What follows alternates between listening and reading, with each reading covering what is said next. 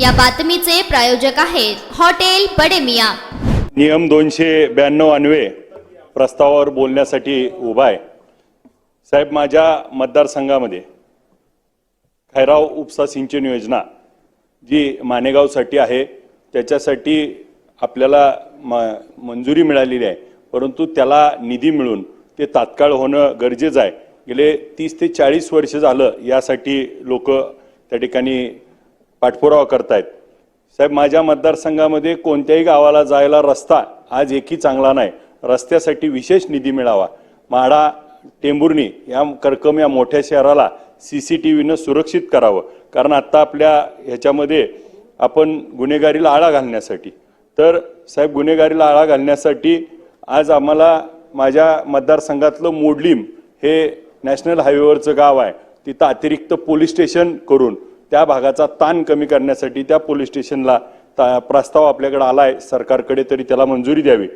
साहेब, आता आपण कर्जमाफी करणार असं आपल्या आश्वासनामध्ये आहे, तर त्या कर्जमाफीमध्ये त्या ठिकाणी एक मर्यादा 3 लाखाची 2 लाखाची घातलेली असती, परंतु द्राक्षाच्या शेतकऱ्याला त्या ठिकाणी कर्ज घेताना त्याचा जास्त कर्ज घ्यावं लागतं आणि तो मात्र या कर्जमाफीतून वंचित राहतो।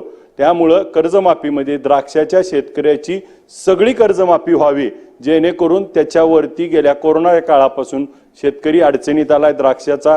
आणि बेदाना याच्यासाठी आपल्याला हमीभाव 250 रुपये किलो हा ठरवून त्या ठिकाणी बेदाण्याच्या शेतकऱ्याला देखील दिलासा देण्याची गरज आहे। हे करत असताना साहेब, माझ्या भागातल्या MIDCचा प्रश्न देखील मार्गी लागला पाहिजे।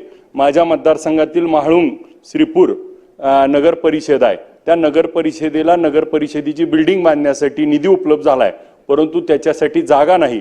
एक खाजगी त्या ठिकाणी शेतकरी 45 गुंठ जमीन द्यायला तयार आहे, तर त्याच्यासाठी निधी उपलब्ध करून द्यावा, त्यामुळे ते बांधकाम करण्यास सोपं जाईल। या बरोबर साहेब, माझा पंढरपूर तालुका, जसा मी लहान होतो, लहान असतानापासून आम्ही ऐकतोय की पंढरपूरला त्या ठिकाणी जिल्हा होणार, तर माझी आपल्याला या निमित्तानं विनंती आहे की पंढरपूरला जिल्ह्याचा त्या ठिकाणी करून जिल्हा व्हावा ही आपल्या माध्यमातून विनंती आहे। साहेब, पंढरपूर हे तीर्थक्षेत्र आहे, महाराष्ट्रातलं मोठं। या ठिकाणी उडान योजनेखाली विमानतळ त्या ठिकाणी करून, जसं तिरुपतीला, कोल्हापूरला, शिर्डीला सगळीकडे विमानतळ झालंय, तसं पंढरपूरला विमानतळ करून येण्यासाठी भाविकांची सोय करावी, जेणेकरून पुढच्या काळामध्ये पंढरपूरचं महत्त्व अधिकीच वाढेल आणि जे महत्त्व आहे ते लोकांपर्यंत पोहोचेल। पंढरपूरला साहेब, काही वर्षापूर्वी महायुतीच्या सरकारने एकनाथ शिंदे साहेब मुख्यमंत्री महोदयांनी पंढरपूरला आल्यानंतर कॉरिडॉर होणार अशी बाबत चर्चा झाली होती, त्याच्यावर बैठका झाल्या, परंतु कॉरिडॉर झाला नाही किंवा त्याच्यासाठी निधी नाही, तरतूद नाही किंवा काही नाही। तर कॉरिडॉर होणार का? आणि कॉरिडॉर होत असताना पंढरपूरच्या शेजारी नदीच्या पलीकडे असलेल्या जागेवरती केला तर पंढरपुरातली ज्यांचा विरोध आहे घरं पाडायला, तो भाग शेवट ठेवून त्या ठिकाणी बाहेरची बाजू, त्याच्यातले DP रस्ते आणि त्याला लागणाऱ्या सोयीसुविधा ह्या केल्याशिवाय त्या ठिकाणी पंढरपूरला येणाऱ्या भाविकाचा ओघ जास्त आहे, त्याच्यासाठी आपण करणं गरजेचं आहे। या द्राक्ष, केळी आणि अन्य पिकावरती अवकाळी पावसात जे 550 कोटी रुपये आपण दिले होते, त्यातले अजून कितीतरी रुपये अजून मिळायचे बाकी आहेत, तर ते मिळावे। त्याचबरोबर सोलापूर पुणे हायवे हा जुना हायवे 2014च्या पूर्वी झालेला आहे, आज तो 4 पदरी आहे, परंतु त्याच्यावर इतकं ट्रॅफिक वाढलंय की तो 8 पदरी करावा लागणार आहे। आणि त्याच्यातनं येताना ह्या अधिवेशनाला येतानाचीच घटना मी सांगतो, यवतच्या टोलनाक्यावरती 20 मिनिटं त्या ठिकाणी गाड्या अडवलेल्या, त्या ट्रॅफिक जाम होतं आणि ते टोलनाक्यावरची एक नवीन पद्धत आहे ती देखील आपल्याला मोडून काढावं लागणार आहे। टोलनाके आता फास्ट ट्रॅक झालेत, परंतु ते त्या ठिकाणी अधिकीच्या गाड्या असल्यामुळे त्याचे टोलची हे वाढवणं गरजेचं आहे। आणि तिथं गुंड प्रवृत्तीची मुलं त्या टोल नाक्यावर कामाला लावलेली असतात, ते वादविवाद घालतात, सगळ्या प्रवाशांना त्याचा त्रास होतो, तर त्याच्यासाठी एक काम करणं गरजेचं आहे। त्याचबरोबर शिखर शिंगणापूर ते तुळजापूर हा महामार्ग व्हावा आणि हा महामार्गासाठी गेले कित्येक वर्ष आमच्यातले सर्व नेते मंडळी त्यासाठी आंदोलन करतायत, तर तो करण्याची आपल्याला या निमित्ताने विनंती करतो। पंढरपूरला पालख्या येतात, आषाढी वारीच्या वेळेस 65 एकरामध्ये पालख्या थांबतात, त्या पालख्याच्या शेजारी रेल्वेची जागा आहे आणि तिथून रेल्वेचा ट्रॅक नाही, ती जागा जर आमच्या वारकऱ्यांसाठी मिळाली तर पालख्यांची अधिकीची सोय होईल, ते जागा आणण्याची गरज आहे. आज पाण्याच्या बाबतीमध्ये आपण नदी जोडो प्रकल्प या ठिकाणी घेताय. नदी जोडो प्रकल्पामध्ये साहेब माझ्या उजनी धरणावर भीमा नदी आणि सीना नदीवरती त्या ठिकाणी 10 मीटर उंचीचे हायड्रोलिक पद्धतीचे जसे गोदावरी नदीवरती बंधारे केलेत तसे बंधारे केल्यास आमच्या नदीमध्ये 20 ते 22 TMC आणि सीना नदीमध्ये 4 ते 5 TMC भूसंपादन न करता पाणी साठू शकतं. त्यामुळं साहेब त्या ठिकाणी आम्हाला ते बंधारे करण्याची गरज आहे, ती करावी. टेंभुर्णी या भागामध्ये अवैध व्यवसाय सुरू आहेत, त्याच्यावर कारवाई व्हावी. तिथल्या काही गोष्टी आहेत ते नक्की पुढच्या वेळेस आम्ही आपल्या पुढे मांडू. साहेब माझे वडील वकील होते आणि वकील संरक्षण कायदा आला पाहिजे यासाठी एक आपण पॉलिसी करावी.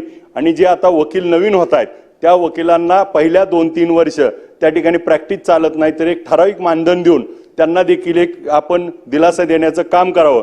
माझ्या भागातला साहेब कोल्हापूर खंडपीठ व्हावं म्हणून गेले कित्येक वर्ष त्या ठिकाणी काम परंतु त्याच्यावर झालेलं नाही, तर कोल्हापूरचं हायकोर्टाचं खंडपीठ व्हावं ही आपल्याकडे एक मागणी आहे. साहेब इंजिनियरच्या बाबतीमध्ये स्थापत्य अभियांत्रिक मुख्य परीक्षा ही निकाल म्हणजे साहेब एकच मिनिट महत्वाचा विषय आहे. 28 जानेवारी 2024ला ती परीक्षा झाली आहे. आज उद्या जानेवारीला 1 वर्ष होतंय तरी त्याचा अजून निकाल लागलेला नाही साहेब. हा खूप महत्वाचा विषय आहे आणि फक्त 45 जागा आपण त्या ठिकाणी करतोय, तर त्या 250 ते 300 जागेची गरज आहे. तर त्यासाठी आपल्याला वाढीव करणं गरजेचं आहे. मराठा समाजासाठी जे साहेब ECBC दिलेला आहे आपलं, त्या ठिकाणी मागच्या सरकारने आपली EWH नॉन क्रिमिनलची अट ही 8 लाखावरनं 15 लाख केली आणि 15 ऑक्टोबरला तो GR काढला आणि 16 ऑक्टोबरला आचारसंहिता लागल्यामुळं तो GR अजून इम्प्लिमेंटेशन झाला नाही. तर तो GR इम्प्लिमेंटेशन करून जी 50% सवलत आमच्या विद्यार्थ्यांना मिळणार आहे ती मिळवण्यासाठी साहेब तो परत एकदा नव्यानं काढून तो अपलोड करणं आणि संबंधित शिक्षण संस्थेला ते पोहोचवणं गरजेचं आहे. साहेब आज आपण साहेब 2 मिनिटं साहेब 11 वाजता बसलोय साहेब, आता 10 वाजले. आम्ही सकाळपासून का बसलोय? बोलायसाठी बसलोय साहेब. कृपया साहेब आम्ही त्यांचं बोलताना आम्ही ऐकलं नाही साहेब. 2 मिनिटं राहिले साहेब. आमच्या भागामध्ये साहेब आपण 1 लाख कोटी रुपये बुलेट ट्रेनला खर्च करतोय, परंतु आमच्या मायमाऊलींना तुम्ही 50% ST 100% मोफत केली, परंतु ST जागोजागी बंद पडते आहे. STची दुरस्त आहे. माझ्या कुर्डवाडी डेपोला तर 52 ST आहेत आणि त्या ठिकाणी माझ्याकडे 110 गावं आहेत. आज मोठी STच्या बाबतीत तूट आहे. तर आपण याच्यासाठी नवीन बसेस खरेदी करून प्रत्येक जिल्ह्याला 100 AC चांगल्या पद्धतीच्या बसेस द्याव्या, कारण आमच्या मायमाऊली त्या ठिकाणी बसनं चालल्यात आणि त्या सातत्यानं बंद पडतायत. साहेब उद्या राष्ट्रसंत गाडगे महाराजांची पुण्यतिथी आहे. उद्या आपण बोलायला द्याल का नाही माहित नाही. त्या पुण्यतिथी निमित्त आजच मी श्रद्धांजली वाहतो आणि मुख्यमंत्री महोदयांनी मागच्या त्या ठिकाणी परीट समाजासाठी आर्थिक विकास महामंडळ व्हावं करणार अशी घोषणा केली होती. तर उद्याच्या दिवशी त्याचं त्या ठिकाणी GR काढावा अशी एक विनंती करतो. लोहार समाज साहेब बारिका छोटा आहे, त्याच्यासाठी एक आर्थिक विकास महामंडळ व्हावं अशी देखील विनंती आहे. साहेब आपण बोलण्याची संधी दिली त्याबद्दल धन्यवाद. जय हिंद जय महाराष्ट्र. मटन, चिकन आणि बीफ साठी प्रसिद्ध असलेलं सोलापूर शहरातील विजापूर वेस्ट येथील प्रसिद्ध hotel Bade Miyan. Paya tahari mutton biryani, chicken biryani, mutton seekh, chicken 65 आदी मिळण्याचं एकमेव ठिकाण हॉटेल बडे मियां. मटन मध्ये beef mutton rice, beef cheese angoori, Bade Miyan special mutton, mutton angara, mutton kadhi, keema masala. Chicken मध्ये chicken rice, chicken Malvani, special Bade Miyan chicken, chicken cheese angoori, chicken tikka, chicken Hyderabadi, butter chicken, kadai chicken masala असे भरपूर आयटम्स उपलब्ध. मटन बिर्याणी, चिकन बिर्याणी, बीफचे स्पेशल डिश सुद्धा जेवणासाठी उपलब्ध. खास हॉटेलमध्ये जेवणाची सोय आणि पार्सलची सोयही उपलब्ध. स्वस्त आणि मस्त जेवण मिळण्याचं विजापूर वेस्ट येथील एकमेव ठिकाण हॉटेल बडे मियां. आमचा पत्ता हॉटेल बडे मियां, विजापूर वेस्ट, सोलापूर.